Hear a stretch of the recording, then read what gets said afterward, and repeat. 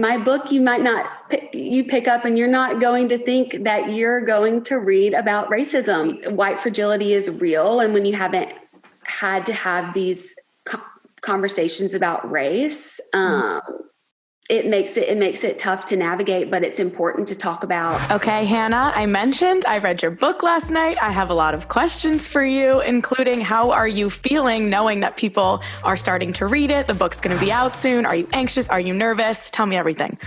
Yeah, I'm super excited for sure, but I think the nerves have definitely kicked in. Just knowing that it's out there, I have no control of it now. It's just, it is what it is, and people can take it and learn from it. It can be beneficial or not. I just know I did, as much as I could and worked really hard, and I'm really proud of the outcome. So, but yeah, even with all that said, I'm still getting a little nervous for sure. I think that there's a lot of questions answered that maybe people have been wanting to know. I think it opens up and says a lot of things people didn't know about you if they watched you on the show. Why was a book the format for you to do that, answer some of those questions, or maybe talk about things that people have been maybe asking you about for a while or wanting to know? Yeah. So my life has been shared very openly, vulnerably, through a lens of a television show. It's always been for entertainment. And while a lot of that, was my real life, there's a lot of parts that fall through the cracks that are filtered out. And instead of it being, again, just told through, a funnel of other people, I really wanted to take the time and be able to share my story my way, in the most authentic way, most vulnerable way.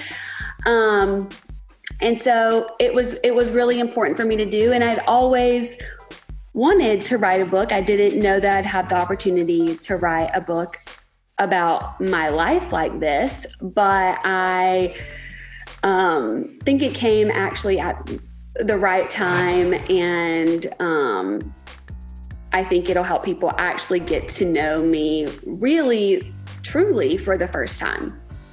There's a lot of childhood stuff. There's some stuff with your parents' relationship, some trauma with your aunt and your cousins, and that story, which was incredible to read, and I'm so sorry. What was more difficult to write about? Stuff like that, like personal childhood stuff, or some of the show stuff and the more salacious stuff? What was the hardest thing for you to sit down and put on paper? That's interesting. I think they both came with their own challenges. The childhood stuff, is specifically the tragedy with my aunts and my aunt and my cousin, was really hard because I hadn't really ever processed it. I had just gotten a therapist around the time of deciding to write this book, and it was the first time, it was kind of like an assignment she gave me to write it. And so that was really hard because there was obviously a lot of emotions there. But on the other side of that, it was really healing, and not only for me, but for my family, which kind of comes up at the end of the book, how it really has healed our family from something that has just continued to be that hidden thorn in everybody's side that we just cover up and pretend's not there. So that was definitely hard, but I do think the relationship Bachelor stuff was hard to write too, because I was processing it all, and it was just, there was so much that happened at one time in my life. So trying to really dig through the weeds, kind of go back into that time was definitely hard too. So this book was Oh my gosh, it was a challenge for sure. Like, I'm so happy and proud of myself for writing a book, but when you're writing about the most painful times of your life, like it has been emotionally exhausting too. So now I'm glad that I can just like celebrate it being done, and kind of I feel like the book is my opportunity to publicly shed the past, if that makes sense, and kind of step into the newness and fullness of my life, because I've kind of gone back there and dug up the weeds and pulled and picked them out. So excited to be able to celebrate that. Was there any hesitation in sharing any, super personal stories, or do you feel like relief that it kind of paints a bigger picture? Because as a reader and someone, who obviously watched the show, it kind of some of your past relationships and your long high school relationship with Brady, if that's his real name, who knows, kind of made more sense with the Luke stuff, and maybe like how with everything with that and how you felt so shamed and why that was like your moment to kind of take it back. Like, was that part of it too? Like, you got to put the pieces together yourself and realize how you why you reacted certain ways or how things played out?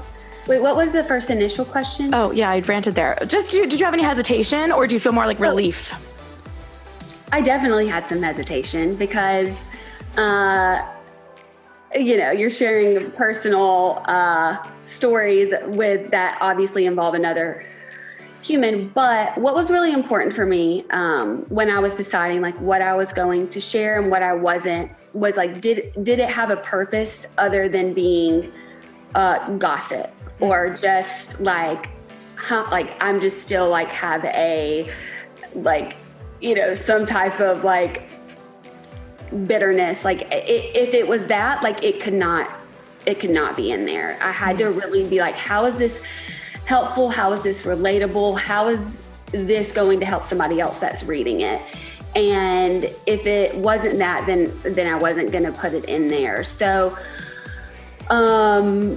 it was definitely hard to kind of figure out what I wanted to put in there. But I think everything like has a purpose, and, I can stand behind it. And I know that I'm like a very honest human. Like, hello, I think of all the relationship stuff, like I'm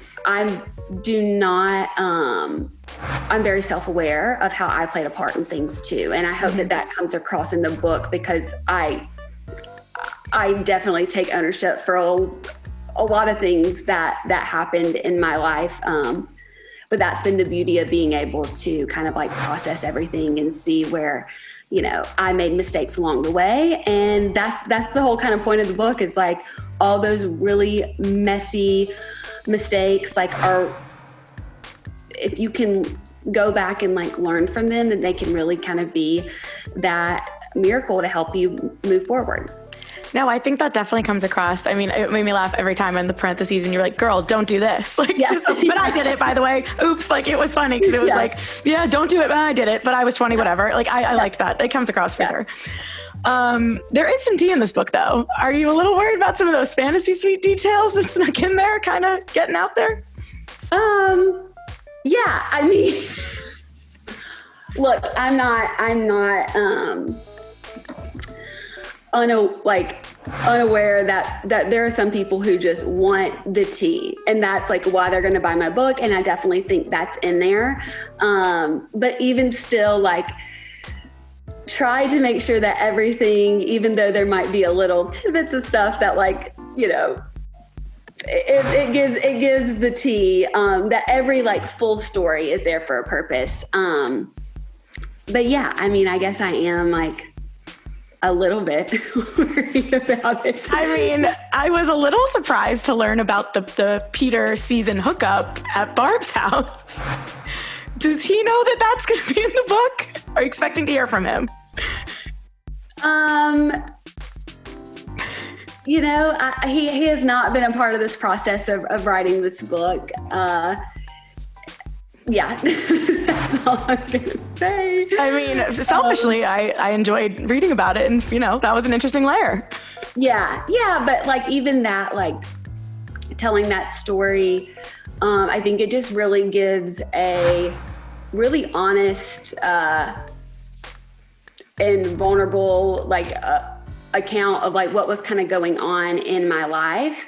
And really, like, there's like this buildup that kind of happens, like, you know, and then my brother has the overdose, and like then the stuff with, you know, the quarantine crew, like all this stuff was like really being like, it was like this perfect storm, that, you know, really, unfortunately, like there were some mistakes and all that, but led me to getting the help that I needed, I think. So I think that story kind of really was important. And I think it's relatable. I mean, maybe not the parents' house, but no, it definitely is. Kind of making a poor decision when you're hurting. And I think a lot of girls can relate to that. Yeah, for sure. You definitely stress the importance of now therapy and mental health, and there's some eating disorder and body image stuff in the pageants. There's a lot of different things that you're candid about. Is there one big takeaway that you want readers to get, or is that impossible to name? I think the biggest takeaway is like, you have to like, we live in a society where it's just like, keep going, distract, do the next thing, win this, do this, you know, and there is no accolade, reward, amount of money, followers, whatever, that can really heal the pain, unless you do the work. And it will just continue to build and build and build and become something that you never thought it would be. If you don't really go to the source. And sometimes that means like, you're going to like fall on the ground and it's going to hurt real bad. But maybe that's the moment that you can start to heal. And that's where like the whole, like, you know, all the mess stuff happen. Like, it's kind of important in my book, because like, your mess can be your message in the end if you can allow it to, but you got to like dig through the mess first. So I think it's really like that, being honest with yourself and what your shit is, is the only way that you're going to heal and live life in a really impactful, meaningful way. Yeah. Dancing with the Stars is another point of that, where, you know, you wanted that trophy so bad, or you thought you did, and then you got it. And it made me so sad to read about how in that moment you were just like, okay, what's next? Or like, you didn't get to feel it. Do you wish you could go back and do that again, knowing everything you know now? Or was just like another layer of, you know what, I was doing it for the wrong reasons, but I still learned something, you know, that was sad. Yeah. I don't think I was doing it for the wrong reasons. I think I was in such a place that it was like a distraction. You know, I desperately needed a distraction because I wasn't going to deal with, you know, how I was really feeling. And I've gotten farther away from it now. Like it also makes me sad. I'm like, wow, that was a really incredible experience, and I will always be thankful for it. And there were moments of like, you know, really living in it, but I wish I could do it again and just like have fun. But I put so much pressure on myself because I felt like I needed that win, because I felt like a loser. I felt like I was like the Bachelorette that, like, you know, didn't even finish her season, you know, with somebody, then like, you know, tried to, and then kind of got burned after that again. And I was just like, needed that validation and needed a win in my life. I remember just being like, I just need a win in my life to feel better. And to realize that it didn't make me feel better in that moment was soul crushing in the moment too. I remember just being like, oh no, it's supposed to feel different than this. And that was a big moment for me just in life, and like one of the biggest learning lessons that I've ever had. And I think I was supposed to win Dancing with the Stars to be able to like have that story of like,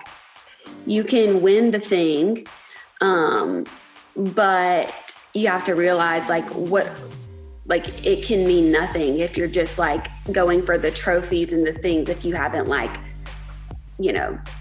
really worked on your heart first, I think. Yeah. When you also decide to do Dancing with the Stars, in the book, there's kind of like an understanding of, maybe ABC being like, this is another great opportunity for you. Let's move past those episodes that were very sex-based that you maybe weren't pleased with. How do you feel about those now? Because I know you talk about a lot growing up in Alabama and the idea of being a feminist and how you kind of take that back now. And those episodes, I think, were a huge part of it, even though it can be hard. You don't want the whole world talking about your sex life, which is so fair. So how do you feel about them now? Yeah, I think in the book, you really get to see the layers of how that kind of affected me. I think, like in the moment, it was really hard to kind of feel like, oh, you're just going to have to own this. Mm-hmm. Being told that was hard. But I do like know how it impacted a lot of women in a positive way. So I'll never like, honestly, the whole thing is like, I wouldn't go back and change it because there's a whole, I believe that there's a purpose in really everything. And so I think writing this book, though, was really important for people to really have a true understanding of what was happening, though. And so that is kind of like, wouldn't change anything, but I'm really glad that I've had the opportunity to write this book to really tell the full story. I mean, I think obviously you're very happy now, and I know you wouldn't change anything, but how long did it take you to realize, like, if I didn't pick Jed, like, how long did it take you to stop thinking, like, if I didn't pick Jed, would things be different with Tyler? If I didn't pick Jed, would things be different with Peter? Because it kind of felt like something that lingered for a while, which makes sense because you were battling these intense feelings and just a lot going on. It definitely took a long time. But the whole issue with all that is I didn't trust myself enough to make a decision. Mm-hmm. And I think that is what you see kind of as a pattern in a book. Like if you don't really trust yourself, know yourself, then it's really hard to make decisions about love and relationships, especially in an intense amount of time. And, at the first of the book, like I say, like, I remember that first night being like, he's not here. And if I would have trusted that, if I would have like been true to myself, I think it might've been different.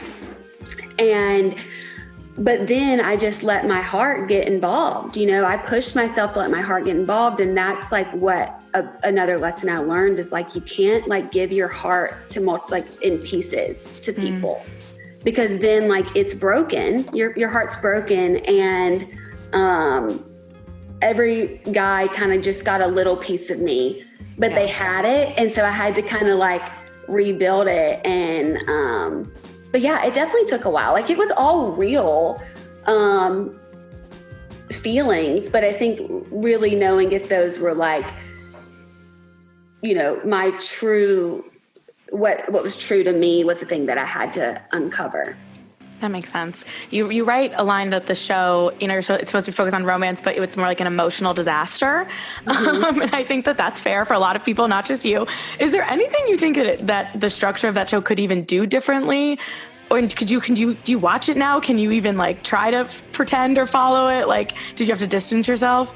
Yeah, I really, I'm in a different chapter of my life, and I will always be thankful for, what that show has taught me, some of the relationships, and obviously like the people who started following me and became fans of me through that show. But I really have moved on and don't really keep up with the show anymore, but I'm always rooting for somebody to find love, because I do believe that you can find love on that show. Like if it's meant for you, it will be there. But it definitely is a hard way to start a relationship. But I mean, there's obviously success stories that come with it too. So yeah. Obviously, there was a lot of questions about your relationship with Tyler and the quarantine crew, and people get their answers in the book, so they should definitely read it because I think that was great. You mentioned you hadn't spoken to him as of writing the book in 6 months. Is that still the case?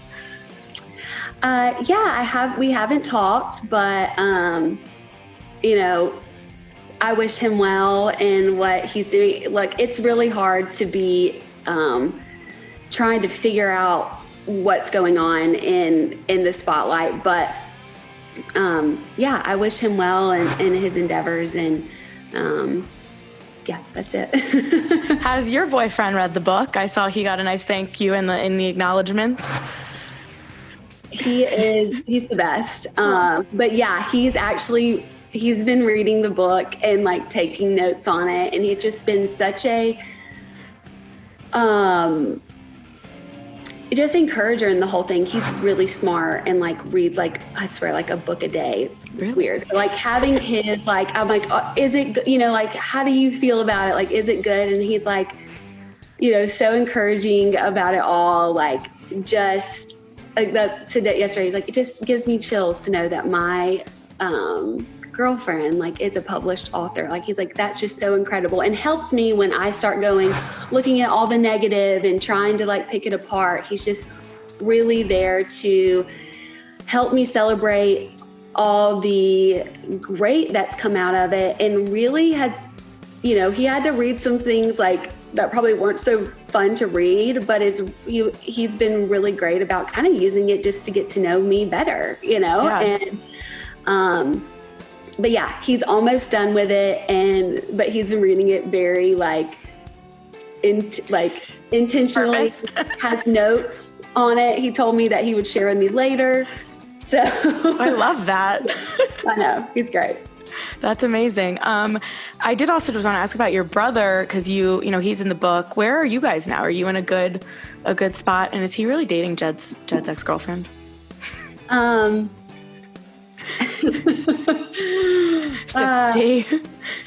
I love my brother, and I'm just so thankful for all the changes that like he's made in his life, because that's just really impacted just the way that our family dynamic is. Mm-hmm. Both of us have kind of gone on our own journey of healing.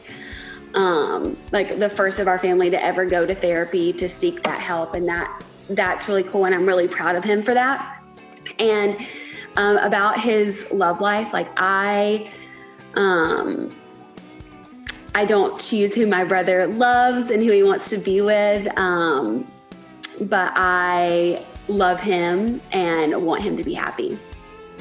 That's very nice. The book also, it ends with, or towards the end, you talk about everything that kind of went down on social media with that Instagram Live and how you tackled that. What was it like to sit down and kind of put that on paper too? Because I know you did obviously talk about it on Instagram, and you addressed it. You were very open and about everything you were learning. What was it like to write that part of the book, since there was so much, maybe chatter about it before? Yeah. Well, I thought it was really important to write about because it impacted my life and it impacted a lot of people's lives. And I think I have not only the opportunity, but the responsibility to share that experience, that, mistake, and kind of what I learned from that. And I worked with a professor. I had a lot of knowledge and tools that were given to me. I paid for somebody, obviously. I took that extra step because I do have a platform, and I want to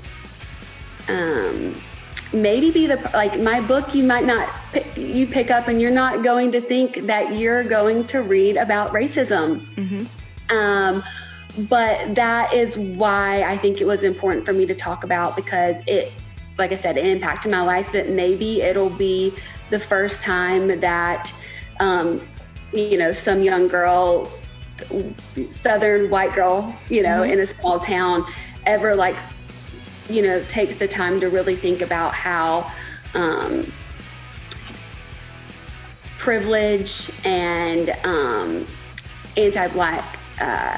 anti-Blackness that we can carry just from our society, how you are a part of that system without even knowing. And I think that that's really important that I discussed and continue to be an advocate for. And I think it was great because obviously this book, the first draft that I wrote felt like more like a, what is it called? Why am I blanking on the word? An essay. It felt more like an essay. So because I learned so much and I was just like,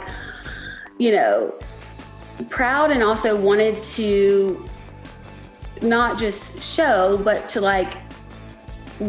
help facilitate other people, learning the knowledge that I've learned and be more educated.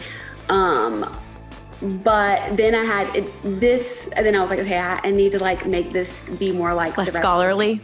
Yes. And so I think the book shows kind of what was going on with me during that time, because I really only addressed it. You see the lives and you see what was happening, but kind of to see kind of what was going on behind the scenes and maybe answer some questions that other people still had about everything, I think was important. But yeah, it was definitely, what I've learned is as a white person, I never, white fragility is real. And when you haven't had to have these conversations about race, it makes it tough to navigate, but it's important to talk about. And so yeah, I think that's it. Yeah, that definitely. Yeah. I'll tell you, Hannah, I'll let you go. I've read a lot of books. I've read a lot of books written by reality TV personalities, Bachelor personalities. This was a good book. This was a good read. It had some tea, but it had a lot of lessons in it. And I feel like you were very candid, especially with some of the stuff with your high school boyfriends and everything that felt very relatable. And you do have a huge audience. And I think that your honesty will translate for sure. Thank you. I really appreciate it. I've worked on this book for so long, and it is very important for me that it was so much more than, what I think some people maybe expect, that it's just a tell-all or just parts of my life, but really is a story and that can kind of help people who are in the thick of it with me. I don't have it all figured out, but maybe I'm just I'm 2 steps ahead that can still grab your hand and be like, all right, we got this. And I think there's a kind of a lack of that. And, people wait,